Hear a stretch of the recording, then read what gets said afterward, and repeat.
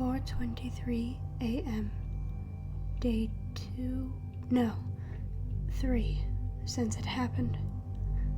I haven't slept in 3 days. I don't dare close my eyes again. Not again. I will attempt to tell my story. I know that my time is running out and that this will no doubt be my final entry. It started 5 days ago. Or nights, if we're going to be specific. Yes, it was 5 nights ago that I was just settling into bed for the night. It had been a long day. I recently started a new part-time job that required a lot of time on my feet. I had worked a rather long shift and I was very tired. I still live with my parents, but they were so often in bed by the time I got out of work. So I crept silently up to my bedroom, which was on the far end of the opposite hall on the 2nd floor. My bedside lamp was switched on and provided just enough light for me to change into my pajamas and crawl into bed without tripping over the piles of clothes, books, purses, and any other junk scattered around the floor. I'm not the tidiest of people, but it doesn't bother me. Before crawling under my covers, I pulled open my window a tiny bit. I have a screen over the window still, and I was on the 2nd floor, so I really didn't feel nervous about doing this. It was a cool night, and I liked having a chilly room when I go to bed. Dimming the lamp a bit, but still leaving it on, I drew back my blankets and settled into bed. As I said, I was exhausted. I am exhausted, but at the time, I had no trouble drifting off to sleep. I sleep on my back and sometimes stare at the ceiling for hours before falling asleep, but not on that night. I'm not sure how long it was that I laid there for. I was in a deep sleep, but something, I'm not really sure what, caused me to wake up. Not instantly, mind you. I was still in that hazy grog you feel when you only just start to wake up. But as the haze started to clear away, I realized that something was wrong. I was having trouble breathing. Something felt wrong with my chest. And there was a stench, a horrible smell that assaulted my senses, waking me up more abruptly. I struggled to breathe, and I started to adjust position, trying to roll onto my side instead of my back, but something held me there. I had heard of sleep paralysis, where the mind is awake but the body is not yet able to function, but it didn't seem like that was it.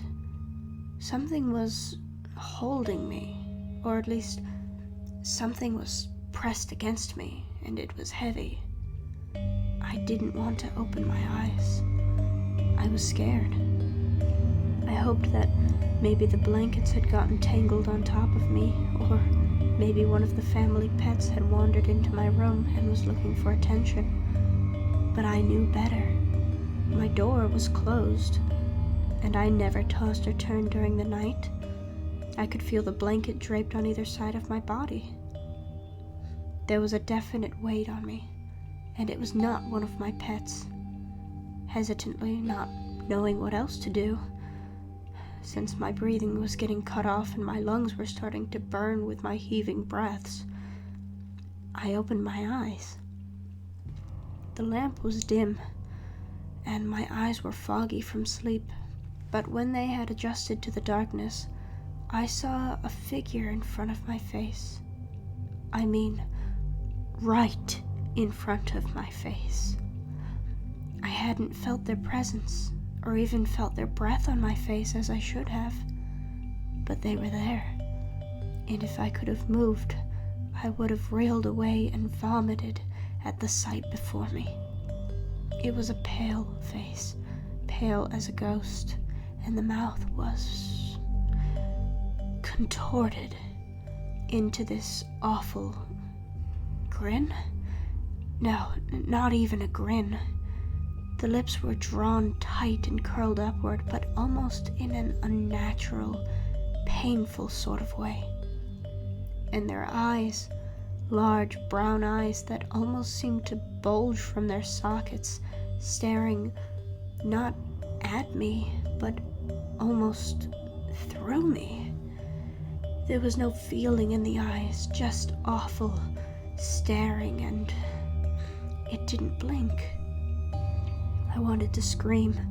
I wanted to throw up, and I was definitely going to pass out if this thing didn't get off of me. It seemed sprawled against me, and its body seemed to touch the wall beside my bed, as my own right arm did. But its face was not touching mine. It almost seemed reclined in a perfectly straight posture, its face hovering maybe an inch above mine. But it was too close, far too close, and suddenly it was getting closer. The thing was not moving, and still had not blinked, but almost as if it was me that was being pushed toward it. Our faces drew closer and closer and closer, until I could not stop my own trembling, gasping lips from touching those of the abomination on top of me. And as it happened, suddenly my screams came bursting forth from my chest, and I shrieked with a rage loud enough to wake the dead. And as I screamed, I bolted up in bed. The sun was already shining through my open window, and the creature was gone. But something was still wrong. I lifted my hand to my mouth and touched my fingers to my bottom lip, drawing them back and gazing down at a smear of blood traced across my mouth. Then my mother burst into my bedroom. She had heard me scream. She gazed blankly at me as I stared down at my blood-stained hand, trembling and stammering for words. She came and sat beside me, asking me if I had a nightmare, almost ignoring the blood on my lips. I looked at her, holding back the urge to gag and showing her my hand. She grasped my chin and used her thumb to wipe away the blood, telling me that I had cracked my lip when I screamed. This was true, I found, and it was not unusual for such things to happen when I leave my window open to let the cold air into my room. But the creature, could I have imagined it? Dreamt it? At the time, I convinced myself that I must have dreamt it, but I was a fool to lie to myself after what I had been through only moments before.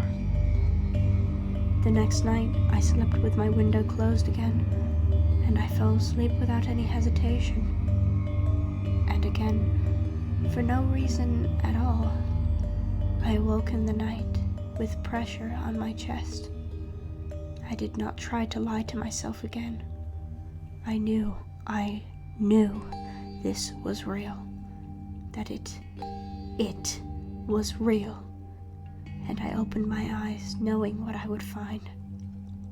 It was staring at me, through me, sprawled across my No, it wasn't. I realized that something was different. The pressure was not coming from my chest. True, the creature was lying flat against it, but it was not on me. I was on it. I was not lying on my bed. Had I just not noticed it last night? Did I not even bother to question whether or not I was still in my own bedroom? I was lying on it, fully sprawled on top of it, with my neck barely supporting the weight of my head to keep my face away from that thing's face. A firm weight pressed against my back. a solid backing, and on either side of me, for now I could just barely move my arms from side to side, I could feel smooth walls so close that I could not extend my arms out beside me, walls and a ceiling just barely high enough for me to breathe without crushing every bone in my rib cage. I thrashed and my head struck against the low ceiling and made a dull thud. It was wood, or something like it, and the ceiling had something over it, drowning out the sound on the solid impact. The air was stale and hot, and it smelled rancid, and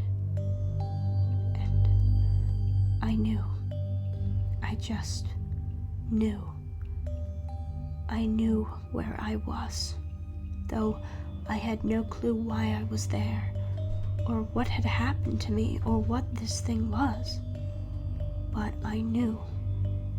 And as I grew dizzy in the stale air, in that tiny box that I shared with this lifeless creature, my head began to fall, and I could not stop my face from resting against the cold skin of the creature's face, and its tight lips pressed against the corner of my mouth, and I had no strength even to scream, even to pull away.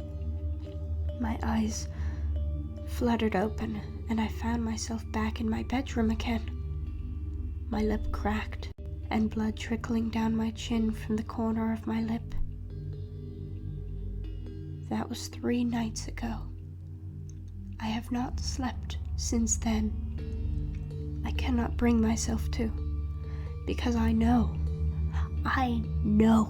what will be waiting for me. It will be there, and I will find myself back in that box, that grave with it, with that horrible stench, with those staring eyes, with that terrible smile. It will be there, and I will not be strong enough to escape this time. This will be my final entry. My eyes are beginning to close themselves despite my efforts, and I know that they will never open again. I shall remain there forever and stare into those eyes and breathe that sour air and spit away the bitter copper taste left from the creature's crimson kiss.